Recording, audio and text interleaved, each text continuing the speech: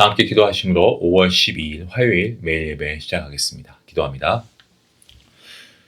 사랑과 은혜가 풍성하신 하나님 감사합니다. 오늘도 매일 예배를 통하여서 주님을 찾는, 주님의 말씀을 찾는 우리 성도님들의 갈망을 주님께서 기뻐 받아주시고, 오늘 우리의 눈이 영상을 바라보고 있지만 우리의 심령은 살아계신 하나님을 향할 수 있도록 성령 하나님, 우리의 시선을 주님께 고정케 하여 주시옵소서.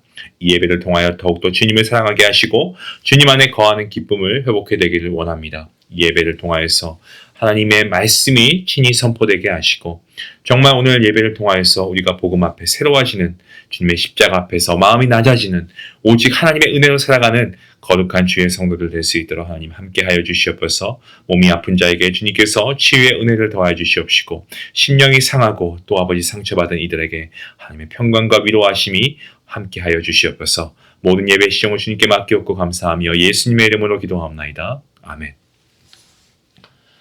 찬송가 306장 함께 하시겠습니다.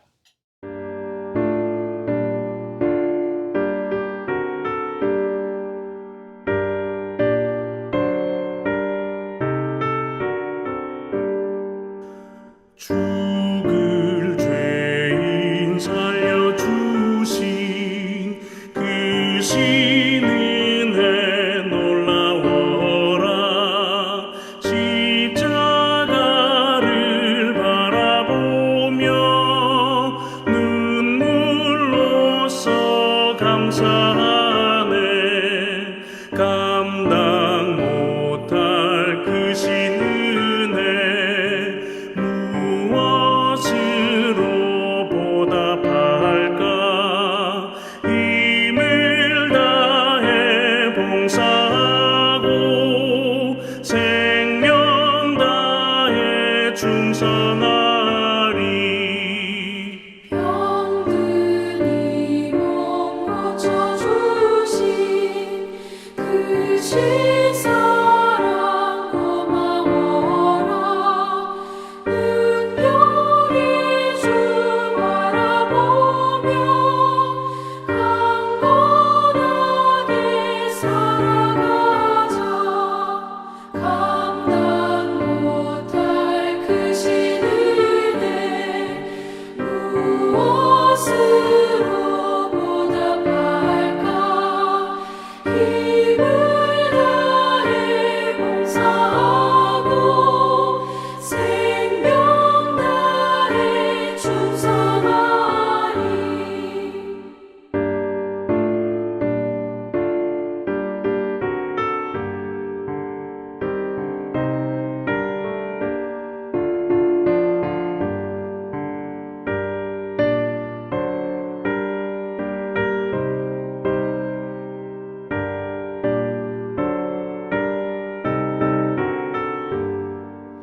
이 몸 불러 맡겨주신 귀한 사명 고마워라.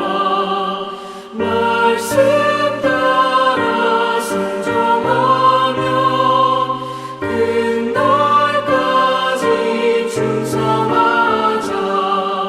감당 못할 그 신은혜 무엇으로 보답할까. 힘을 다해 봉사하고 생명 다해 충성하리. 하나님의 자녀 삼은 그 신은혜 고마워라. 생명의 주 바라보며 하늘나라 들어가니. 감당 못할 그 신은혜 무엇으로 보답할까. 힘을 다해 봉사하고 생명 다해 충성하리.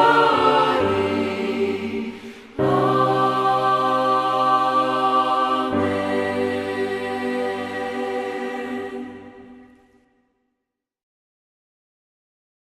오늘 하나님께서 주시는 말씀은 고린도전서 1장입니다. 26절부터 31절까지의 말씀. 함께 말씀을 읽도록 하겠습니다. 형제들아 너희들 부르심을 보라. 육체를 따라 지혜로운 자가 많지 아니하며 능한 자가 많지 아니하며 문벌 좋은 자가 많지 아니하도다. 그러나 하나님께서 세상에 미련한 것들을 택하사 지혜 있는 자들을 부끄럽게 하려 하시고 세상에 약한 것들을 택하사 강한 것들을 부끄럽게 하려 하시며 하나님께서 세상에 천한 것들과 멸시받는 것들과 없는 것들을 택하사 있는 것들을 패하려 하시나니 이는 아무 육체도 하나님 앞에서 자랑하지 못하게 하려 하심이라. 너희는 하나님으로부터 나서 그리스도 예수 안에 있고 예수는 하나님으로부터 나와서 우리에게 지혜와 의로움과 거룩함과 구원함이 되셨으니 기록된 바 자랑하는 자는 주 안에서 자랑하라 함과 같게 하려 함이라. 아멘. 어느 조그마한 시골 학교에서 아이들이 서로 자기 글씨가 더 이쁘고 더 낫다라고 서로 다투고 있었습니다. 그 중에 한 아이는 너 글씨체는 너무 삐뚤어 라고 상대방 친구를 비난했습니다. 이에 다른 아이는 너 글씨도 엉망이야 라고 맞받아쳤습니다.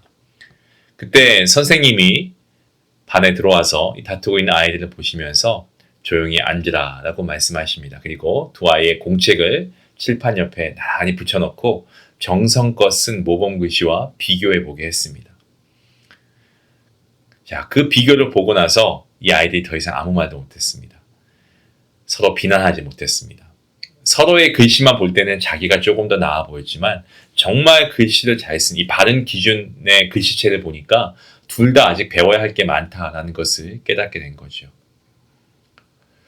인간은 자기의 모습을 제대로 보게 될 때 그때 겸손해진다라고 생각합니다. 이러한 모습은 서로 자신이 더 낫다라고 다투고 있던 그 당시에 고린도 교회 성도들의 모습과 닮아 있습니다. 사도 바울은 이러한 성도들에게 너희의 부르심을 보라라고 말합니다. 그들의 참된 모습을 돌아보길 원합니다. 세상적인 기준으로 볼 때 고린도 교회 성도들 가운데는 지혜 있는 자가 많지 않았고 능력 있는 자도 많지 않았고요. 그렇다고 해서 학벌이나 문벌이 뛰어난 자도 많지 않았습니다. 학식이 높거나 사회적 지위가 높은 사람들이 중심이 아니고 오히려 평범하고 연약한 사람들이 대부분이었습니다. 바울은 바로 이 사실을 상기시키면서 하나님께서 그들을 부르신 이유가 세상적인 조건 때문이 아니다라는 것을 분명히 나타내고 있습니다. 이것은 서로 자랑하고 분쟁해왔던 그들의 교만을 꺾고 오직 겸손하게 하나님만을 바라보게 하기 위함이었습니다. 이어서 바울은 하나님께서 왜 세상적으로 부족해 보이는 사람들을 택하셨는가 거기에 대한 설명을 하고 있습니다. 하나님께서는 세상에 미련한 것들을 택하사 지혜 있는 자들을 부끄럽게 하시고 또 약한 것들을 택하심으로 강한 것들을 부끄럽게 하시고 천하고 멸시받는 것들을 택하심으로 그들을 강한 그들을 패하려 하신다라고 말씀합니다. 이것은 세상에서 자랑하는 모든 기준이 하나님 앞에서는 뭡니까? 아무것도 아니다라는 것을 말씀하고 있는 겁니다. 인간의 지혜와 인간의 힘과 그리고 인간의 명예 이런 것들은 하나님 앞에서는 아무것도 자랑할 수 없습니다. 결코 자랑할 수 없는 것입니다. 세상은 학식과 능력과 재물과 가문 이런 것들 스펙들을 자랑하지만 하나님 앞에서는 그 어떤 것도 자랑의 근거가 될 수 없습니다. 아무리 뛰어난 인간이라고 해도 하나님 앞에서는 피조물에 불과하고 우리가 가진 모든 것은 하나님께로부터 온 겁니다. 때문에 바울은 아무 육체라도 하나님 앞에서 자랑하지 못하게 하려 한다라고 말하고 있죠. 우리의 눈에는 커 보이는 것이라고 해도 창조주 하나님 앞에서는 아무것도 아닙니다. 그러면 성도가 자랑해야 할 것은 뭡니까? 바울이 분명히 말하고 있습니다. 자랑하는 자는 주 안에서 자랑하라라고 말씀을 맺고 있습니다. 우리가 하나님께 속한 자입니다. 맞습니까? 아멘이죠. 예수 그리스도 안에 있는 존재입니다. 근데 우리가 이렇게 주님 안에 주 안에 거하는 존재가 된 것은 전적으로 하나님의 은혜입니다. 우리에게 주어진 지혜와 의로움과 거룩함과 구속함은 모두가 주 예수 그리스도를 통해서 받은 선물입니다. 때문에 우리는 더 이상 세상적인 것을 자랑하는 것이 아니고 오직 주 예수 그리스도를 자랑하는 성도가 되어야 할 줄로 믿습니다. 사랑하는 성도 여러분, 원래 우리는 자랑할 것이 없었습니다. 하지만 그러한 우리를 하나님께서 부르시고 하나님의 자녀 삼아 주셨습니다. 이 사실을 깨닫는 사람은 더 이상 자신을 드러내려고 하지 않습니다. 하나님만 높이려고 합니다. 세상의 기준 앞에서 위축할 필요 없습니다. 교만할 이유도 없습니다. 우리가 붙들어야 할 것은 오직 변하지 않는 하나님의 은혜입니다. 결국 참된 지혜는 세상의 것을 자랑하는 데 있는 것이 아니고 하나님을 자랑하는 데 있습니다. 세상의 것들은 모든 것이 변하고 사라질 것입니다. 하지만 하나님과 하나님의 은혜는 영원합니다. 때문에 우리의 삶이 우리의 자신을 나타내는 삶이 아니고 하나님을 나타내는 삶이 될 수 있기 원합니다. 성도의 참된 자랑은 세상의 조건이 아니고 학벌이나 스펙이 아니고 내 능력이 아니고 오직 우리 주 예수 그리스도이십니다. 우리의 삶이 주님의 은혜를 자랑하고 예수 그리스도를 증거하는 삶이 될 수 있기를 주님의 이름으로 간절히 축원합니다. 기도하시겠습니다.